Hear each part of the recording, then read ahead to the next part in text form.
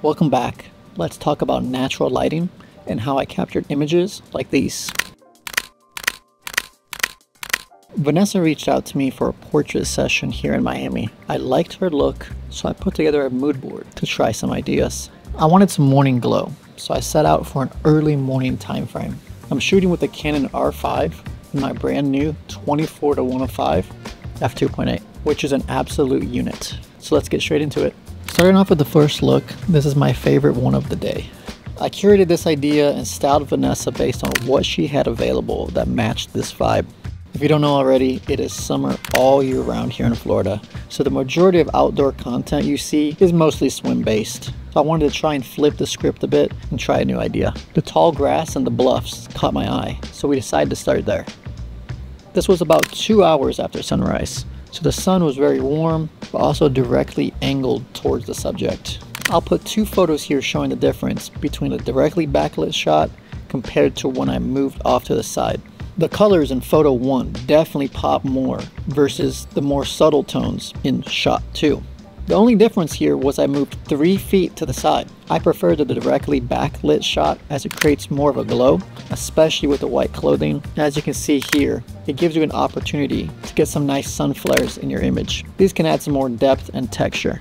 Regardless of your preference, you can change the entire mood of an image just with a slight change of my position. Look how I add dimension here just by going a little bit lower to add foreground. Small camera movements like this can make or break your image. I also shot some film here, take a look. Heading into look 2, I was not the biggest fan of this one. I tried to mix clashing styles, which sometimes can work out, like with my last video where I shot Nelly with the suit in the water, but sometimes it can be a bit off. Maybe it was the socks here in the set. Vanessa's a great model, but we lost a little bit of our flow here as she was getting bit by a lot of mosquitoes and little gnats, so unfortunately it didn't really allow us to maximize the look the best that we'd want to.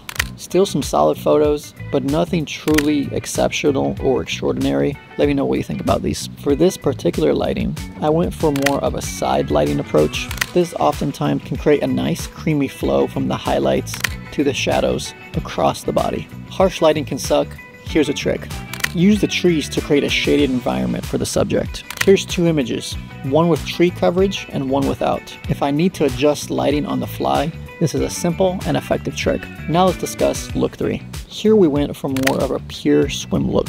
This location was at low tide, so we had super shallow water throughout. Recently, I have been playing with some shallow water concepts. Here are a couple of recent favorites so you can get an idea. The light was a bit harsher, so it was tough to get the soft and elegant shot I was aiming for.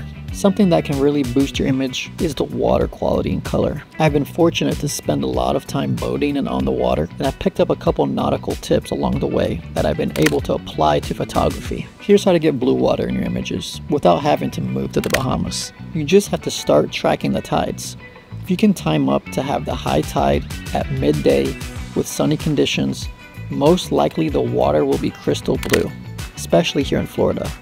This depends on your beach condition, of course, but is a good rule of thumb to follow. If you live on the coasts, make sure to track the tides and see what the water condition will be like during your session. When people generally think of the tide, they only think of water height, which can be an important factor when shooting if you want a shallow environment or a deeper environment closer to shore.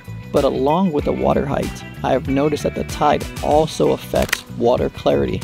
I spend a good amount of time snorkeling and free diving, and the best clarity we look for is during high tide. Every spot and destination can be different, but it is a good rule of thumb to consider, and it is something I always check before my beach sessions. Since it was low tide here, the water was unfortunately more of a greenish brownish hue, but I did my best to make it work. The backlit shots looked a bit more murky, while the front lit you can see a bit better amount of clarity. But keep in mind that these are post-processed and enhanced. On the best days here, I'll often have to desaturate the water because it is so blue and clear it looks fake. If there's anything you can take away from today, it is to go out and experiment with different lighting conditions. Also, get an understanding of your environment, whether it's water patterns, wind levels, or topography. Shooting here in Miami is much different than when I go shoot in Cape Town. The more environments you can put yourself in and learn from, the faster you're going to grow.